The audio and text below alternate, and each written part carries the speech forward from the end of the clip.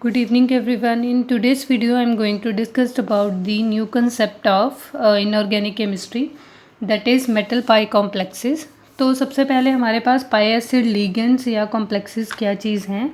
ऐसे लिगेंड्स जिनके पास डोनेशन के लिए ऑर्बिटल्स भी हैं और एक्सेप्ट करने के लिए एम्प्टी पाई ऑर्बिटल्स भी हैं। तो हमारे पास जो हमारे सिलेबस में जो लिगेंड्स हैं वो हैं कार्बोनिल, नाइट्रोसिल और alkyl phosphine, nitrogen and oxygen. One by one discuss करना स्टार्ट करते हैं। सबसे पहले हमारे पास जो लिगेंड है दैट इज़ कार्बोनिल्स।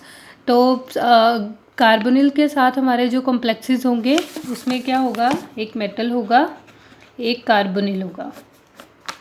तो ऐसे कॉम्प्लेक्सेस जहाँ पर मेटल और कार्बन का बॉन्ड हो तो हम उसे क्या बोलते हैं, ऑर्गेनोमेटेलिक कंपाउंड्स। तो बेसिकली हमारे पास जितने भी मेटल कार्बोनिल्स के रिलेटेड कंपाउंड्स होंगे वो ऑर्गेनोमेटेलिक्स के फैमिली से होंगे। Carbon monoxide possesses a special property, a pair of electrons and saturation as well, so by virtue of which it combined with number of metal under suitable condition। तो carbon monoxide के पास एक special property है, वो क्या है कि इसके पास unsaturation भी है और डोनेशन के लिए लोन पेयर ऑफ इलेक्ट्रॉन्स भी हैं, जिसकी वजह से ये नंबर ऑफ मेटल एटम्स के साथ अटैच होने की टेंडेंसी रखता है। The combination of carbon monoxide with metal is known as metallic carbonyls. तो ऐसा नहीं है कि आप जैसे अगर हमारे पास कार्बोनिल लिगेंड प्रेजेंट होगा ओनली प्योर, जैसे अगर हमारी मेटल की वैलेंसी 6 है तो ये हमारे पास मेटल कार्बोनिल है, राइट।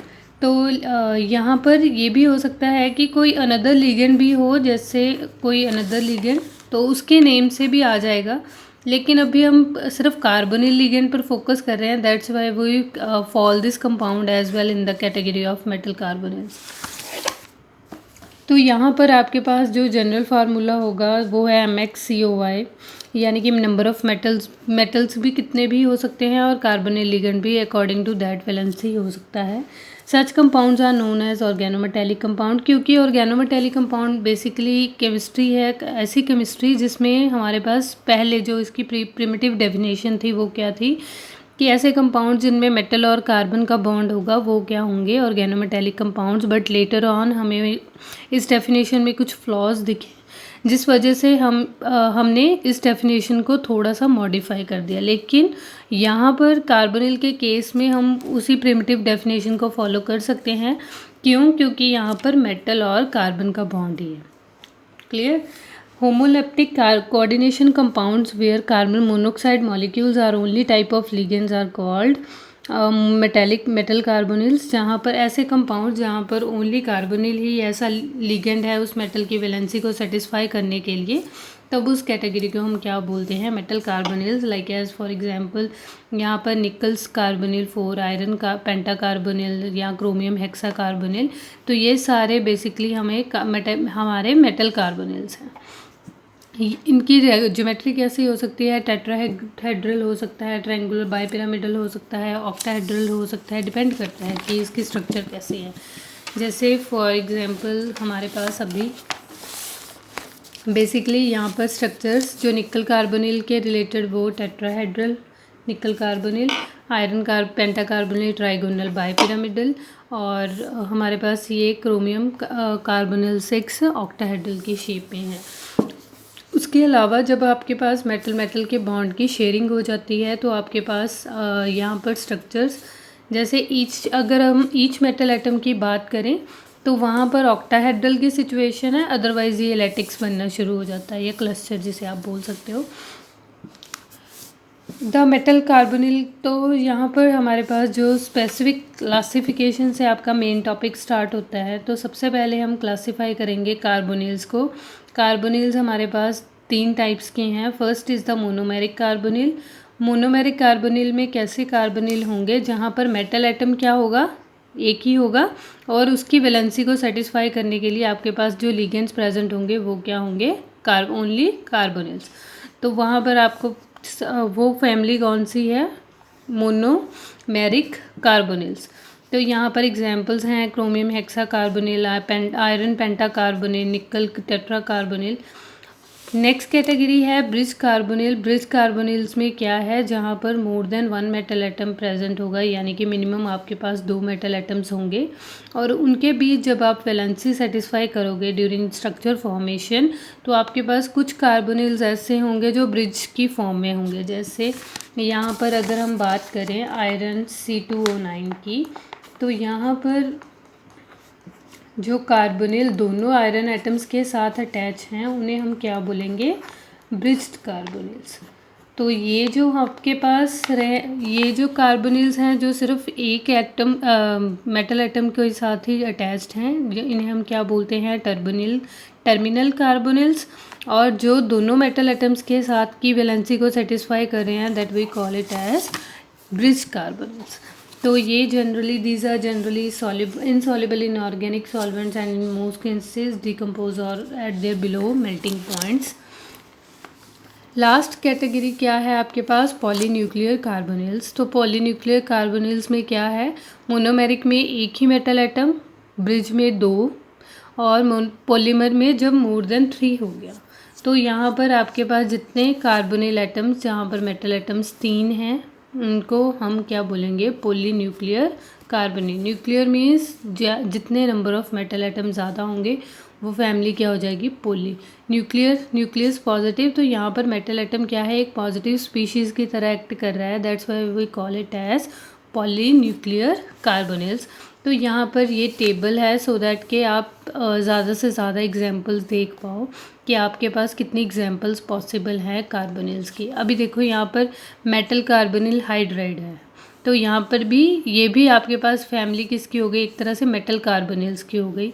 और यहाँ पर कार्बोनाइल हैलाइड्स भी है, तो मतलब कार्बोनिल लिगेंड भी होगा और हैलाइड लिगेंड भी होगा, तो ये भी आप किसके अंडर ही पढ़ोगे, मेटल कार्बोनिल्स के अंडर ही पढ़ोगे। तो बेसिकली हम इस लिगेंड को प्रॉपर वे में स्टडी करेंगे। नेक्स्ट है general method of preparation.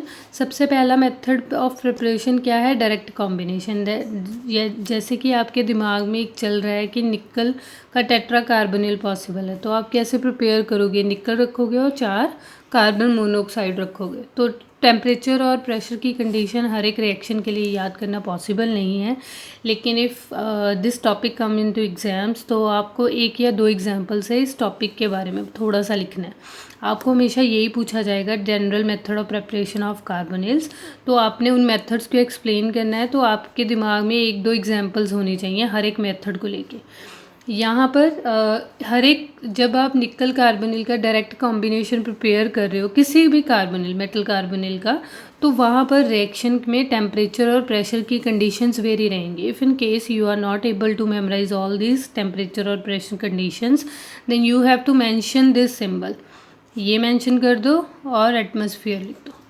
Clear. If you are not able to recall all these values, तो इससे रिएक्शन ख़राब हो जाएगा।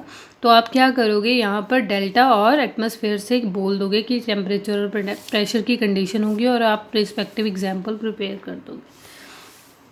Indirect synthesis involving Grignard's reagent. तो ग्रिग्नार्ड रिएजेंट से आप जैसे इस रिएक्शन को आप कैसे करोगे, ग्रिग्नार्ड रिएजेंट लिया, कोई भी मेटल हैलाइड आपने लिया, फिर कार्बन मोनोऑक्साइड लिया, क्योंकि इस बार हमारा जो अल्टीमेट प्रोडक्ट है वो कार्बोनिल का है। तो आप इस रिएक्शन को, जैसे अभी हम मेटल का हैलाइड प्रिपेयर करना होता है सपोज, तो आप इन रिएक्शंस को रिवर्स भी यूज़ कर सकते थे इफ़ इन केस यहाँ पर रिवर्स इक्विलिब्रियम का केस होता। तो ग्रिग्नार्ड की हेल्प से आप अपना कार्बोनिल प्रिपेयर कर सकते हो। उसके बाद नेक्स्ट रिएक्शन है carbonylating of metallic salt with in the presence of reducing agent. तो रिड्यूसिंग एजेंट की प्रेजेंस में आपने अपने रिस्पेक्टिव कार्बोनिल्स प्रिपेयर करने हैं। तो यहाँ पर बहुत सारी रिएक्शंस हैं, तो आप इनमें से कोई भी 2 प्रिपेयर कर सकते हो। जैसे ये आयरन सल्फाइड को जब आप कार्बन मोनोऑक्साइड और कॉपर मेटल की प्रेजेंस में रिएक्शन करवाओगे, बेसिकली मेटल का काम क्या है, आप सरफेस प्रोवाइड कर रहा है वो रिएक्शन को। तो यहाँ पर आपने टेम्परेचर और कंडीशन, प्रेशर की कंडीशन याद रखनी पड़ेंगी। और अगर नहीं याद रख पा रहे तो फिर से वही सिंबल यूज़ कर सकते हो। आयरन पेंटाकार्बोनिल और क्यूप्रिक सल्फाइड आपके पास, क्यूप्रस सल्फाइड आपके पास प्रिपेयर हो जाएगा। और रुदीनियम आयोडाइड कार्बोनिल के साथ, या आप इनमें से किसी भी आयोडाइड को लेके रिएक्शन प्रिपेयर कर सकते हो, या फिर सल्फाइड को लेके रिएक्शन प्रिपेयर कर सकते हो। तो एग्ज़ाम में ये आपसे एज सच कभी भी क्वेश्चन आपको एग्ज़ाम में ऐसे नहीं पूछा जाएगा that you have to complete these reactions. लेकिन हाँ, जब आपको टॉपिक पूछा जाएगा तो आपको हर एक पॉइंट को एक्सप्लेन करने के लिए एक एक दो एग्जाम्पल्स को माइंड में रखना पड़ेगा। नेक्स्ट है सिंथेसिस ऑफ मोनोमेरिक कार्बोनिल्स। तो यहाँ पर सिंथेसिस फ्रॉम मोनोमेरिक, तो ये भी एक कैटेगरी है कि आपने मोनोमेरिक कार्बोनिल्स लिए, उसके हायर जोनर के, यानी कि या तो ब्रिज्ड या पॉलीन्यूक्लियर कार्बोनिल्स क्रिएट करने के लिए आपने मोनोमेरिक फॉर्म को यूज़ किया कार्बोनिल्स की।